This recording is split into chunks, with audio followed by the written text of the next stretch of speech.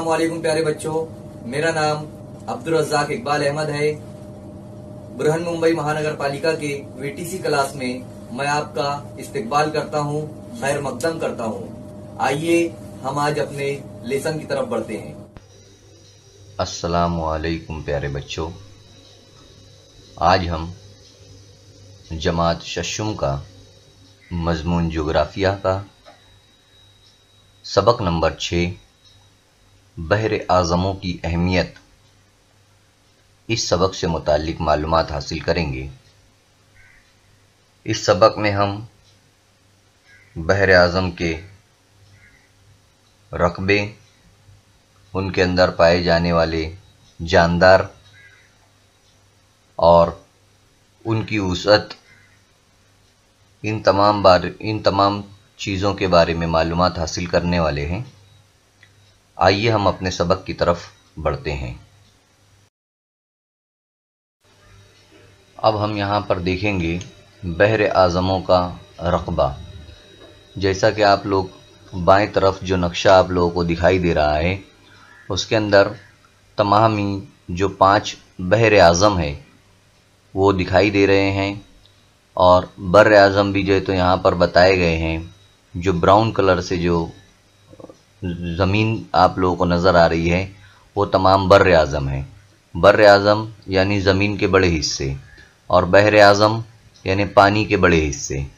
तो पानी के जो बड़े हिस्से दिख रहे हैं उसमें बहरुल काहिल, बहर ओकियानूस, बहर हिंद, बहर जुनूबी, बहर आर्कटिक, ये 5 जो है बड़े समंदर है जिन्हें बहर कहते हैं। और ये बहरुल काहिल का जो रकबा है वो 5 का जो है तो यहाँ पर बताया जा रहा है। अलग अलग रकबा आप लोग देख सकते हैं। बहरुल काहिल जो है तो एक सीधे हाथ की तरफ बीच में आप लोगों को नज़र आ रहा है। सीधे हाथ की तरफ अगर देखेंगे लास्ट में तो बहरुल काहिल है और बाएं तरफ भी जो है तो एक बहरुल काहिल है, क्योंकि दुनिया गोल है तो मिल जाता है जाकर।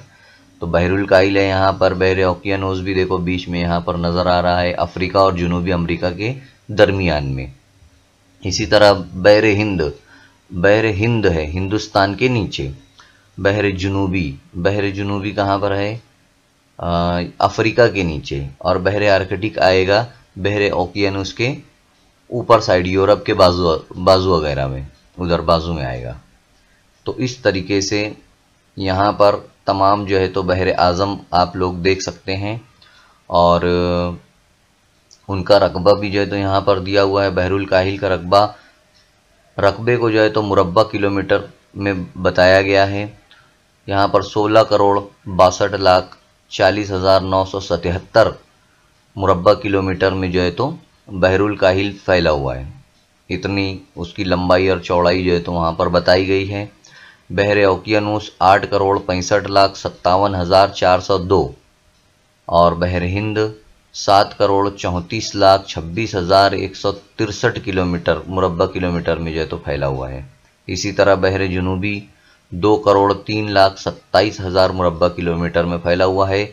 बहर आर्कटिक 1,32,24,479 मुरब्बा किलोमीटर में जो है तो फैला हुआ है। तो ये इनके रकबे भी जो दिए हुए हैं और यहाँ पर जो है तो इनको नक्शे में बताया भी गया है। तो ये 5 बड़े समंदर दुनिया में हैं और ये काफ़ी बड़े हैं। इनमें जहाज़ रानी की जाती है, जहाज़ों को बड़े बड़े चलाया जाता है। ये सब जो है तो हम आगे तफसील में और देखेंगे। अब हमें देखना है कि जो पानी है ज़मीन पर मौजूद, जितना भी पानी है, चाहे वो बहर आज़मों में हो, समंदर में हो, दरिया में हो, नाला हो, झील हो, तालाब हो, हर जगह पर जो पानी है वो तमाम पानी को मिलाकर कुर्रा आब बनता है, यानी पानी का कुर्रा। ज़मीन के सारे आबी हिस्सों का शुमार कुर्रा आब में किया जाता है ना।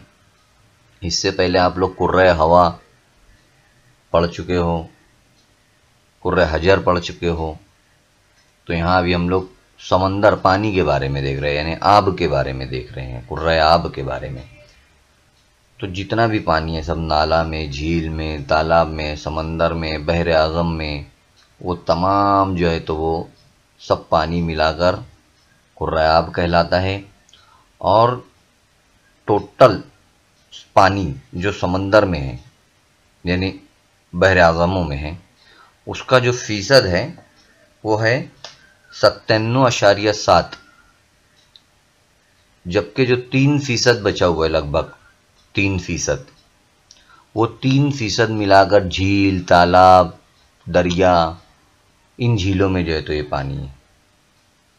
यानी कितना बड़े पैमाने पर समुंदर फैला हुआ है कि उसने 97% जो है तो हिस्सा घेरा हुआ है, जबकि नदी, तालाब हम लोग सब देखते हैं तो सिर्फ ये 3% है, 3। तो यहाँ पर इसका अंदाज़ा हम लगा सकते हैं कि समंदर या बहर आज़म कितनी बड़ी उसमें जो है तो फैले हुए हैं।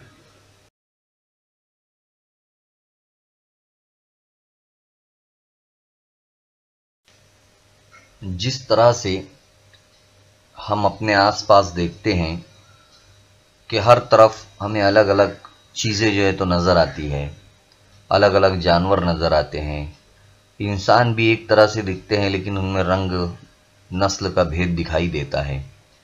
तो इससे भी ज़्यादा जो फ़र्क है, जो तनव्वो है, वो हमें समंदर के अंदर दिखाई देता है। जैसा कि आप लोग तस्वीर में देख रहे होंगे, एक मछली अलग साइज़ की, अलग रंग की, अलग शेप की नज़र आ रही है, दूसरी कुछ अलग नज़र आ रही है। इसी तरह देखो नीचे अलग अलग मछलियाँ भी दिखाई दे रही है और दूसरे जो है तो जानदार भी आप लोगों को दिखाई दे रहे हैं। और समंदर के अंदर ना जाने कौन कौन सी चीज़ें जो है तो मौजूद है। यहाँ पर यही बताया गया है कि समंदर में भी जो है तो बेशुमार तनव्वो पाया जाता है, मुख्तलिफ चीज़ें पाई जाती है।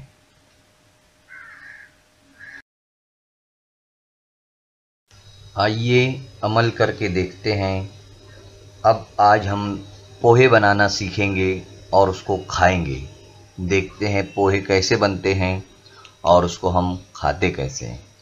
सबसे पहले हमें क्या करना है, सबसे पहले एक प्याले जो पतीला होता है हमें उसमें जो है तो पोहा लेना है ना। हम लोगों ने पोहा ले लिए।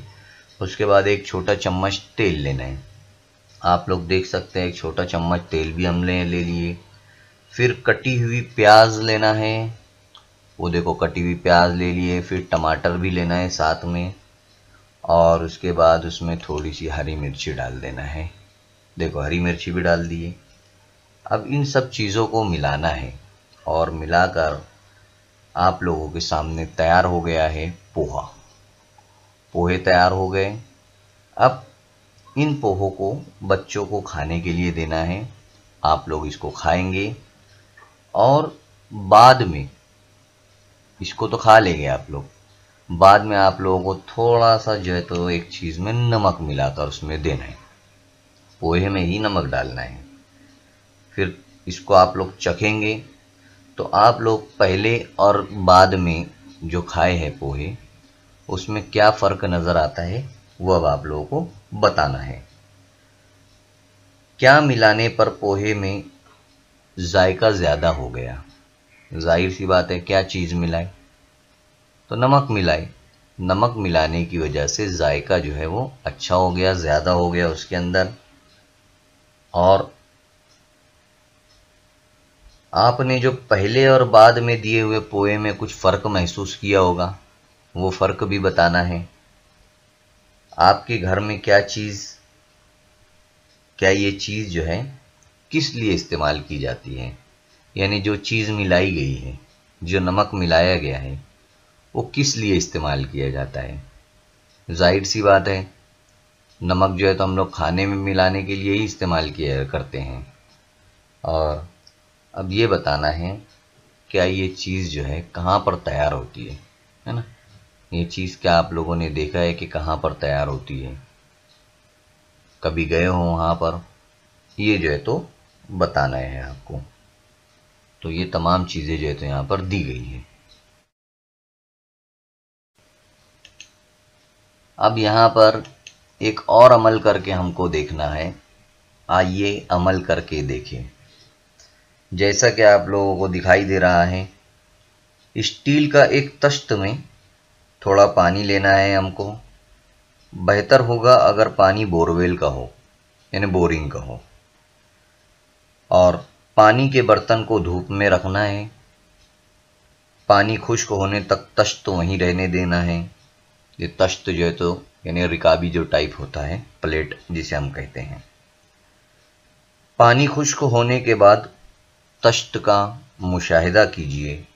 तश्त में आपको क्या दिखाई देता है, इस चीज़ को चख कर देखिए, है ना। अब जोग्राफियाई वजूहात इसकी वजाहत क्या है इसकी देखना है। तश्त का मुशाहिदा करने पर आप समझ जाएंगे कि पानी अमल तबखीर की वजह से, यानी भाप बनकर ऊपर उठने का जो अमल होता है वो अमल तबखीर होता है। तो इस अमल की वजह से पानी भाप बनकर उड़ गया, है ना। जैसा कि एक पानी देखो एक प्लेट में रखे हो आपने, फिर सूरज तो आप लोगों को दिखाई दे रहा है। कुछ देर सूरज में रखने के बाद, उसे धूप में रखने के बाद पानी उड़ गया और दूसरी प्लेट में, वही प्लेट है ये भी, उसमें जो है तो आप लोगों को पानी नज़र नहीं आ रहा है, सिर्फ सफ़ेद कलर का कुछ नज़र आ रहा है। उसको अगर आप चखेंगे उंगली में लेकर तो आप लोगों को एक टेस्ट लगेगा, एक जायका समझ में आएगा कि किस चीज़ का जायका है वो। ये ज़र्रात जो जायके में हैं वो नमकीन और तुर्श होते हैं, थोड़े खट्टे टाइप और नमकीन होते हैं। ये पानी का नमक है। क्या है ये? पानी का नमक है। हम पीने के लिए जो पानी इस्तेमाल करते हैं इसमें नमकीनियत कम होती है। बहर आज़म, समंदर या खलीज के पानी में नमकीनियत ज़्यादा होती है, इसलिए इस पानी का जायका नमकीन होता है। जो बहर आज़म होते हैं, बड़े समंदर, वो, उसके बाद समंदर और जो खलीज होते हैं समंदर के पास, उनके अंदर का जो पानी होता है वो नमकीन होता है, उनमें बहुत ज़्यादा नमक होता है। लेकिन हम जो पानी पीते हैं नदियों का, कुओं का, तालाब का, इनमें जो है तो नमकीनियत ना के बराबर होती है। यही जो है तो यहाँ पर बताया गया है। और पानी किस तरह भाप बनकर उड़ता है वो बताया गया है। साथ ही साथ जो बोरवेल का पानी होता है उसमें नमकीनियत होती है, इसीलिए पानी उड़ जाने के बाद यहाँ पर नमक जो है तो वो बाकी रह जाता है। यही चीज़ें जो है तो यहाँ पर दिखाई गई है इस मुशाहिदे के ज़रिए, तजुर्बे के ज़रिए।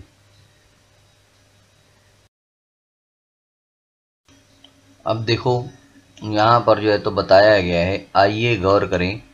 एक लड़की जो है वो सोच रही है कि गौर करना है, उसे क्या गौर करना है वो देखना है हमें। पहला तो हमें ये देखना है कि जो नीचे जो तस्वीर नज़र आ रही है वो तस्वीर है समंदरी आतिश फ़िशा की, है ना। यानी समंदर के अंदर भी जो है जो ज़मीन होती है, जो आप लोगों को पहाड़ नज़र आ रहे हैं, उसमें नीचे की जो सतह रहती है उसकी, उसमें अगर गर्मी पैदा हो जाए तो उस गर्मी की वजह से और अंदर चट्टानों के टकराव की वजह से जो आतिश फ़िशा पैदा होता है वो फट कर जो है तो बाहर आता है। तो सवाल यहाँ पर ये किया जा रहा है, क्या समंदर में आतिश फ़िशा फटते होंगे? तो आप लोग तस्वीर के ज़रिए समझ सकते हैं कि हाँ, समंदर में जो है तो आतिश फ़िशा फटते हैं।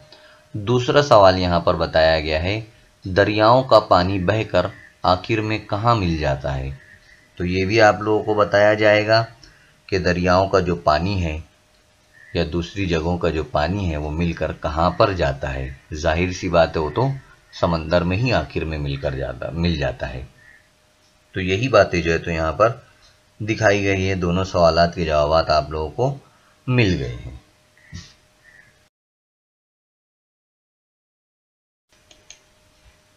अब यहाँ पर बताया गया है कि समुंदरों में अलग अलग किस्म के आबी जानदार जो है तो होते हैं, जैसे प्लांक्टन से लेकर शार्क मछली तक। प्लांक्टन आप देख रहे हैं, ऊपर वाली तस्वीर में प्लांक्टन है और नीचे वाली तस्वीर में शार्क है। तो यहाँ ये भी मछलियाँ भी होती है, और प्लांक्टन तो है मछलियों की मरगूब ग़िज़ा, यानी बहुत पसंद करते हैं इसको खाना मछलियाँ। तो ये सब भी पाया जाता है। और इनका जो मर जाते हैं जब ये लोग, ये प्लांक्टन है, मछलियां जब मर जाती है तो समुंदर की सतह के अंदर जाकर जो है तो बैठ जाते हैं, यानी जमा हो जाते हैं। तमाम दरिया टीलों और पहाड़ों से निकलते हैं और ये जो दरिया है ये जाकर आखिर में समुंदर से मिल जाते हैं। जैसा कि आप लोग दरिया देख रहे हैं, पहाड़ों से निकले हैं और जाकर आखिरकार कहाँ मिलेंगे? समंदर में मिल जाएंगे। इसी के साथ साथ वो अपने साथ जब वो जाते हैं दरिया समंदर में मिलने के लिए तो अपने साथ मिट्टी लेकर जाते हैं और दरख्त लेकर चले जाते हैं, झाड़ियाँ और जो भी मुर्दा जिस्म होते हैं रास्ते में उनको नदियों में, तालाबों में, नदियों में, दरियाओं में मिलते हैं, वो तमाम चीज़ें अपने साथ पानी के साथ लेकर जाते हैं और समंदर में ले जाकर छोड़ देते हैं। फिर क्या होता है? इनकी तज्जिया कारी होती है, मादनियात, नमकीनियात वगैरह समंदर में जो है तो मिल जाते हैं। सब नमक जो है तो समंदर में मिल जाता है, मादनियात मिल जाती है, दूसरी चीज़ें सब उसके अंदर मिल जाती है। फिर समंदर में जो है तो खारापन बढ़ जाता है, यही तमाम चीज़ों की वजह से। तो यही सब चीज़ें जो है तो यहाँ पर दिखाई गई है कि समंदर में जो है तो किस तरह से सब चीज़ें मिल जाती है जाकर। अब आप देख सकते हैं कि ज़मीन पर इतनी मिकदार में पानी कहाँ से आया होगा। जाहिर सी बात है, समुंदर के किनारे आप लोग ने देखा भी होगा, जो साहिलों के किनारे यानी समंदर के साहिल के किनारे रहते हैं तो उन लोगों ने इस तरीके का जो है तो नज़ारा कभी ना कभी तो देखा ही होगा। अब नमकीन पानी से हमें नमक मिलता है, समंदर के साहिली इलाकों में नमकसार बनाकर नमक हासिल करते हैं। ये देख सकते हैं आप लोग, नमकसार बनाया गया है, यानी ऐसे खाने बनाए जाते हैं जिसमें पानी जमा होता है और वो पानी जब सूख जाता है तो फिर वहाँ से हमको नमक हासिल होता है। इसे जो है तो नमकसार कहते हैं। और हम नमक जो है तो हमारी ग़िज़ा में इस्तेमाल करते हैं। नमक की तरह ही फास्फेट, सल्फेट, आयोडीन वगैरह कई मादनियात हमें समंदर से हासिल होती है। मादनियात के लिए हमें किसी हद तक समुंदरों पर इन्हिसार करना पड़ता है, यानी जो भी मादनियात हमें हासिल होती है उन तमाम चीज़ों के लिए हमें समुंदर पर इन्हिसार करना पड़ता है। नमक भी जो है तो समंदर से हासिल होता है और यहाँ पर आप लोगों को नमकसार की तस्वीर नज़र आ रही है, इसे ही जो है तो नमकसार कहते हैं। अब एक लड़का आप लोगों से पूछ रहा है कि बताइए तो भला। अब क्या बताना है इसको देखना है। यहाँ पर आप लोगों के सामने एक तस्वीर नज़र आ रही है और उस तस्वीर में बहुत ही अच्छी अच्छी लजीज लजीज जो है तो चीज़ें आप लोगों को खाने की दिखाई दे रही है ना। तो ठीक है, हमारी ग़िज़ा में कौन कौन सी अशिया शामिल होती है, इसमें से तो कुछ ना कुछ हम लोग जो है तो डेली खाते ही होंगे। वो सब तमाम चीज़ें यहाँ पर दिखाई गई है। तस्वीर में कौन सी अशिया गोश्त खोरी के ज़ुमरे में आती है, यानी इसमें गोश्त आप लोगों को कहाँ कहाँ नज़र आ रहा है वो भी दिखाई दे रहा होगा। यानी कौन कौन सी अशिया जो है वो गोश्त खोरी जिसको हम कह सकते हैं, यानी गोश्त दिखाई दे रहा है तो हम लोग वो खाते हैं, वो कौन कौन सी चीज़ें हैं वो आपको देखना है।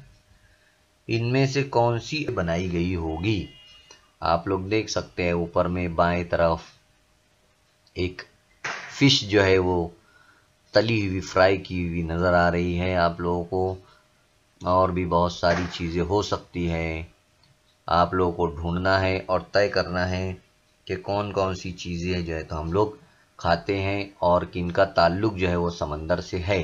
अपने उस्ताद के साथ, अपने साथियों के साथ इस बात पर जो है तो आप लोगों को बहस भी करना है।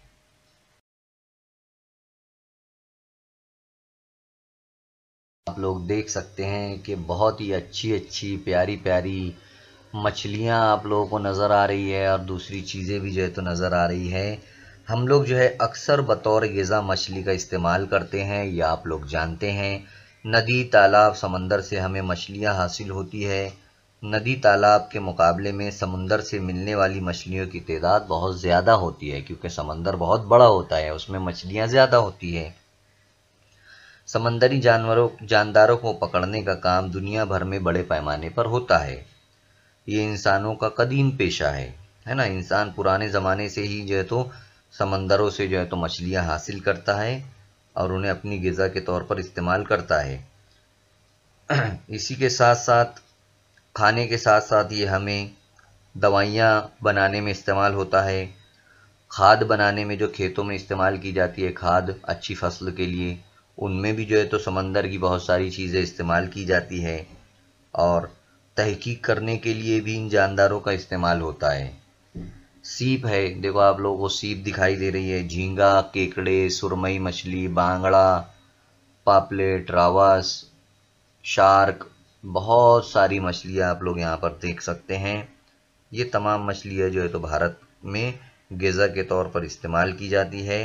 और पूरी दुनिया में जो है तो ग़िज़ाई अशिया पर गौर करें तो इन समुंदरी जानवरों की और कई अक़साम में जो है तो इजाफ़ा हम लोग कर सकते हैं। इंसानी जिस्म के लिए मुफीद बाज़ अहम हयातीन यानी विटामिन हमें मछलियों के खाने से हासिल होता है, तो इसलिए मछलियाँ खाना चाहिए।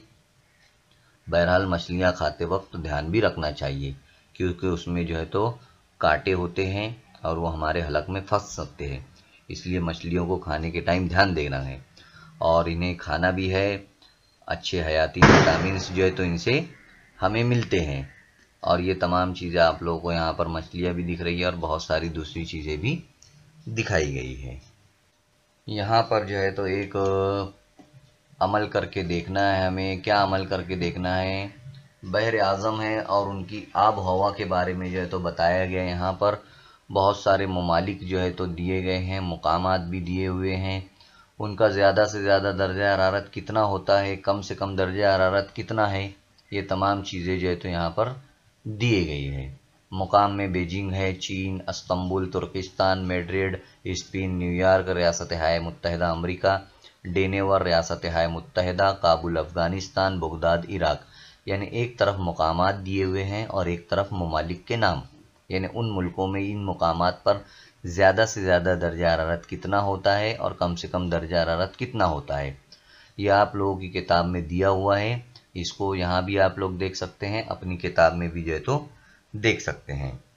और इन्हीं के साथ साथ आप लोग नक्शे का इस्तेमाल करके जिन ममालिक को समंदरी साहिल हासिल है, यानी ऐसे मुल्क जहाँ पर समुंदरी साहिल है, वहाँ पर लोगों की ज़िंदगी का इन्हिसार मुकम्मल तौर पर समंदरी पर होता है। जैसे हमारे भारत के नीचे मालदीव है, मॉरिशस है, सेशल्स है, ये जो जजीरे हैं, इनका जो टोटली जो काम होता है वो समुंदर पर डिपेंड होता है।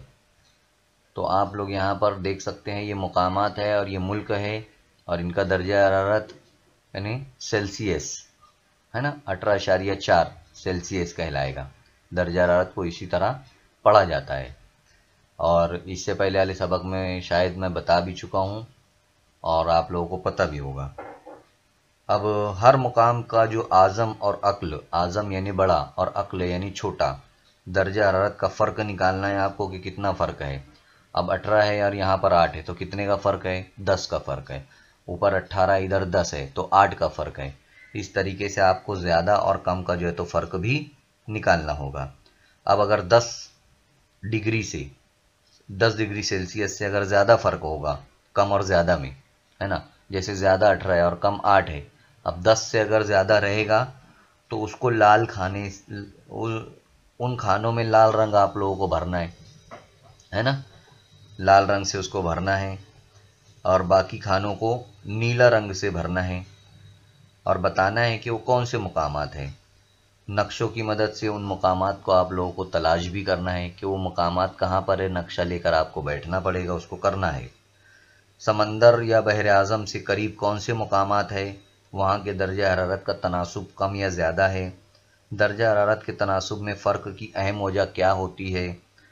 ये तमाम मुकामात किस मुंतक़ा में आता है, इनके दर्जा हरारत में कितना फ़र्क है, कौन से मकामात बहर आज़मों से दूर है। बताइए कि इन मकामात के दर्जा हरारत का तनासुब कम है या ज़्यादा है। सबसे ज़्यादा दर्जा हरारत और सबसे ज़्यादा दर्जा हरारत वाले मकामात कौन से हैं। मुल्क अक्लो आज़म दर्जा हरारत के सुतूनी तरसीम बनाइए और इसमें मुनासिब रंग भरिए। तो ये इतने सारे काम हैं, पेज नंबर 35 पर दिया हुआ है ये। तो ये काम आप लोग धीर से एक एक पढ़कर अच्छी तरीके से जो है तो समझने की कोशिश इसको करेंगे, और इसको करने की भी कोशिश करना है आप लोगों को। यही तमाम चीज़ें जो है तो यहाँ पर बताई गई है। यहाँ पर एक बहुत ही खूबसूरत तस्वीर आप लोगों के सामने है, मुंबई की ये तस्वीर है।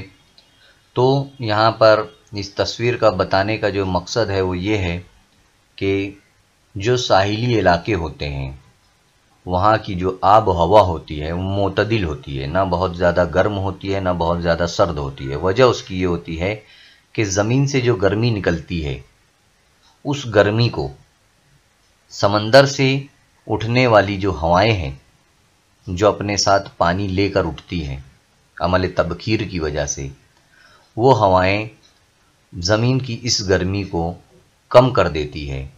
इसलिए साहिली इलाकों में जो इलाके हैं जैसे मुंबई, तो वहाँ की आब हवा मोतदिल होती है, ना बहुत ज़्यादा गर्म होती है ना बहुत ज़्यादा सर्द होती है।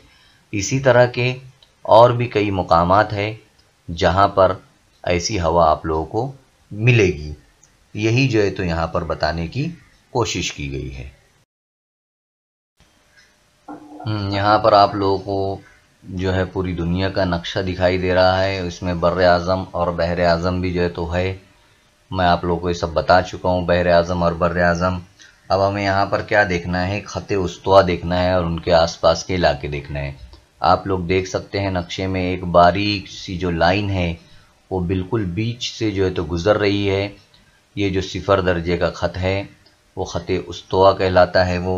और उसके आसपास के जो इलाके होते हैं, यानी बीच वाला जो हिस्सा है दुनिया का, वहाँ पर जो सूरज की रोशनी होती है वो उमूदन पड़ती है, यानी एकदम बिल्कुल खड़ी पड़ती है।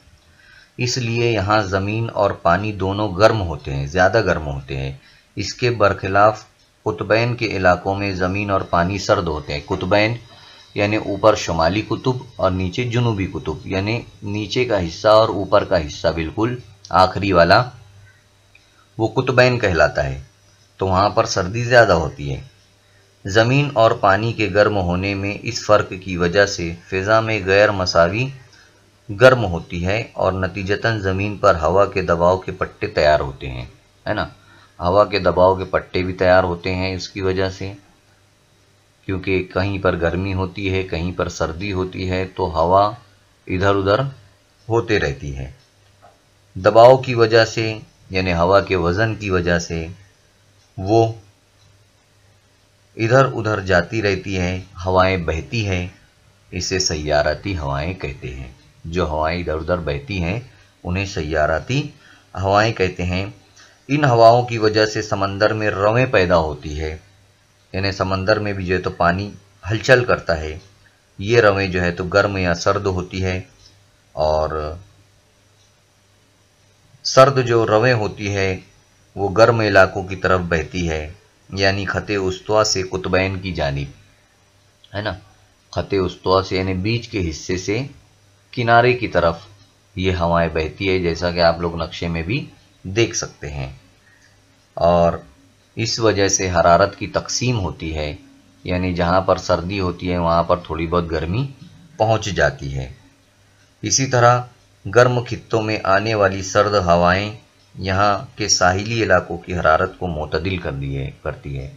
जहाँ पर गर्म हवाएं होती है वहाँ अगर सर्द हवाएं आ जाती है, सर्द हवाओं को नीले कलर से बताया गया है, नीले रंग से, और गर्म रंगों को गुलाबी कलर से बताया गया है। तो इस तरह से गर्म जगह पर अगर सर्द हवाएं आएगी तो वहाँ की हवा मोतदिल हो जाएगी, यानी बराबर हो जाएगी, न ज़्यादा गर्म रहेगी न ज़्यादा सर्द होगी। तो यही तमाम चीज़ें जो है तो यहाँ पर दिखाई गई है, और आप लोगों को देखना भी है कि किस तरह से जो है तो यहाँ पर आप लोग समझ भी सकते हैं कि कैसे जो है तो यहाँ पर बताया गया है पूरा। इस तस्वीर के ज़रिए आप लोग समझ सकते हैं। अब आप लोग यहाँ पर तस्वीर में देख रहे होंगे कि बारिश के चक्कर की इब्तिदा और इंतहा दोनों समंदर ही से होती है। कैसे, वो देखते हैं हम लोग।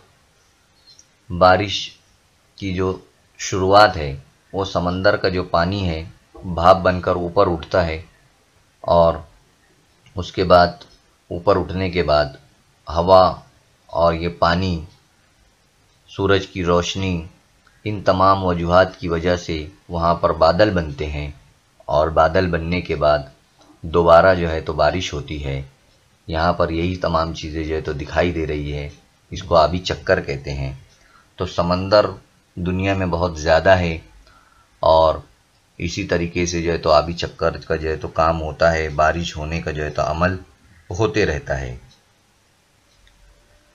इसी के साथ साथ नदी नालों से बहता हुआ जो पानी है वो आखिरकार समंदर में ही मिल जाता है। देख सकते हैं आप लोग, नदी नाले का पानी आकर कहाँ पर जा रहा है, वो सब जो है तो समंदर में मिल जाता है।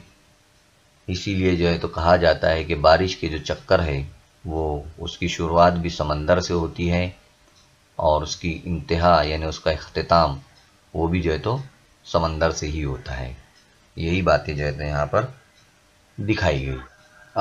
अब आप लोग ये तस्वीर में देख सकते हैं कि समंदरी हमसायगी, यानी अगर समंदर हमारे साए में है, हमारे करीब में है, तो ऐसे इलाकों की आबहवा मोतदिल होती है, यानी मसावी होती है। इससे पहले भी मैं आप लोगों को बता चुका हूँ, जिसकी वजह से यहाँ पर इंसानी जो आबादी है वो बहुत बढ़ जाती है। आब हवा के साथ साथ समुंदर से हासिल होने वाली मुख्तलिफ पैदावार भी बेहिसाब दस्तयाब होने की वजह से, मादनियात मिलने की वजह से साहिली इलाकों की तरफ लोग ज़्यादा जाते हैं। आप लोग बखूबी तस्वीर में भी देख सकते हैं कि आबादी कितनी है। आप लोग मुंबई में भी बखूबी देख सकते हैं कि आबादी वहाँ पर कितनी बढ़ गई है।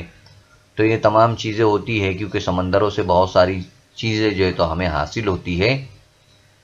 इस वजह से वहाँ पर यानी साहिली इलाकों की आबादी जो है वो ज़्यादा बढ़ जाती है। इंसान वहाँ पर ज़्यादा आबाद हो जाते हैं, यही बताया गया यहाँ। अब यहाँ पर कुछ बातें बताई गई है कि मुस्तकबिल में समुंदर की लहरों, मद्द जज़र और बहरी रवों के इस्तेमाल करके बिजली पैदा की जा सकेगी। मद्द जज़र आप लोग जानते हैं, यानी पानी का ऊपर जाना और नीचे आना। बहरी रवें यानी पानी का बहना एक से दूसरी तरफ।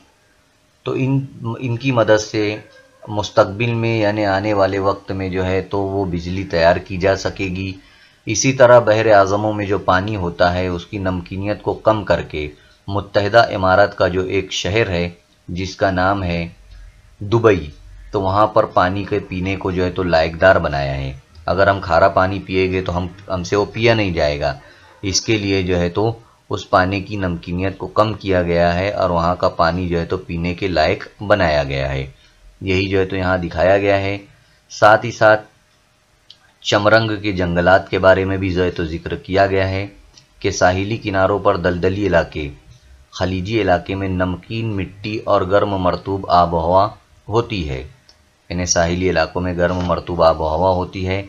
इन इलाकों में चमरंग और सुंदरी के जंगलात पाए जाते हैं। चमरंग की लकड़ी रोगनी, हल्की और मजबूत होती है। इसी तरह चमरंग के जंगलात की वजह से साहिली इलाकों में तूफ़ानी लहरों से हिफाजत होती है। नेज़ इन जंगली इलाकों का बहरी हयातियाती तनव्वुं महफूज रहता है। इन जंगलों के अतराफ शहर आबाद होने की वजह से इन जंगलात को शहर के फेफड़े कहते हैं, है ना। शहर के फेफड़े कहते हैं। तो ये तमाम चीज़ें जो है तो यहाँ पर बताई गई है। चमरंग के जंगलात के बारे में भी बताया गया है। दुबई शहर ने जिस तरह से समंदर के नमकीन पानी को पीने के लायक बनाया गया है, इसका भी जो है तो यहाँ पर जिक्र किया गया है। तो ये जो लगभग आप लोगों को एक चीज़ और करना है कि मालूम करना है आप लोगों को कि कुदरती मोती कैसे बनाए जाते हैं, कौन सा समंदरी जानवर मोती बनाता है, भारत में ऐसे जानवर किस समंदरी इलाकों में पाए जाते हैं, इसकी भी जो है तो आप लोगों को मालूमात हासिल करना है। पेज नंबर 36 पर वो सवाल दिया गया है, उसको ज़रा देखना है। और ये 3 जो सवालात है कि मोती कैसे बनाए जाते हैं, कुदरती मोती, और कौन सा समंदरी जानवर मोती बनाता है, ऐसे जानवर किन इलाकों में पाए जाते हैं, ये तमाम चीज़ें आप लोगों को मालूम करना है। ये सबक काफ़ी वसी है, काफ़ी बड़ा है, और अगर हम अभी ज़्यादा इसको वक्त नहीं दे सकते हैं, इसके लिए हमें दूसरा हिस्सा इसका बनाना ज़रूरी है। इंशाअल्लाह ताला मैं दूसरा हिस्सा बनाऊंगा, और इस वीडियो की जो डिस्क्रिप्शन बॉक्स रहेगा, वहाँ पर मैं दूसरे हिस्से की लिंक भी रखूँगा, और आप लोगों को ये वीडियो और दूसरा हिस्सा जो इसका आएगा, दूसरा वीडियो, उसको आप लोगों को सेंड किया जाएगा। इसमें मश्क दी गई है आगे, उसमें से इस हिस्से के कुछ सवालात के जवाबात उसमें से आप लोगों को करना है। मुश्किलात आने पर आपको अपने असातिज़ा किराम से राबता कायम करके उन मुश्किलात का हल करना है। तब तक के लिए अल्लाह हाफ़िज़। बच्चों, इस वीडियो को आपको लाइक करना है, चैनल को सब्सक्राइब करना है और बेल आइकॉन का बटन दबाना है, ताकि आपको आने वाले नए वीडियोस की नोटिफिकेशन मिलते रहे। इसी तरह डिस्क्रिप्शन बॉक्स में आपको जाना है और वहां पर चंद अहम सवालात है। इसी के साथ साथ वहां पर एक गूगल फॉर्म दिया गया है, ताकि आपके तासुरात को हम जान सके। इसके लिए आपको गूगल फॉर्म को पूरा फिल करना है, और लास्ट में आखिर में सबमिट का बटन जो है तो आप लोगों को दबाना है। उम्मीद करता हूँ कि आप लोगों को जो कुछ सबक में समझाया गया है वो तमाम चीजें समझ में आ गई होगी। आप लोगों को जो होमवर्क दिया गया है वो आप लोगों को करना है अपने असातिज़ा की मदद से, अपने साथियों की मदद से। और नेक्स्ट लेसन में हम फिर मिलेंगे इंशाअल्लाह।